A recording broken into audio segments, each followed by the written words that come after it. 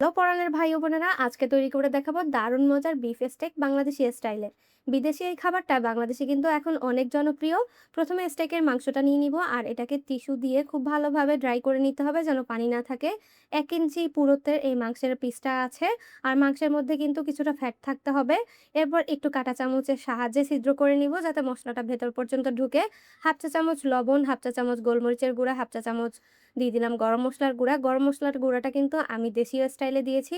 বিদেশি স্টাইল হলে শুধু লবণ আর গোলমরিচটা দিতে হবে। এর মধ্যে কিন্তু অন্য কোনো মসলা যাবে না। ২ পাশে সেম পরিমাণ মসলা দিয়ে আমি মেখে রেখে দিব ২ ঘন্টার জন্য। ২ ঘন্টা পর একটা তাওয়া গরম করে নিব। এর মধ্যে বাটার দিয়ে দিব পর্যাপ্ত পরিমাণ। এর মধ্যে আমরা স্টেকের পিসটা দিয়ে দিব আর এটা হাই আঁচেই আমরা ভেজে নিব। আপনি কত মিনিট এটা ভাজবেন সেটার উপর ডিপেন্ড করে এটা কিন্তু কুক হবে। এটা কিন্তু রেস্টুরেন্টে বিভিন্ন স্টাইলে করা হয়ে থাকে। আমি দেশীয় স্টাইলে করছি। একটু ডিপ ফ্রাই করে নিব। ২ টা সাইড আমি ৫ মিনিট, ৫ মিনিট করে ভাজবো। Total ১০ minute.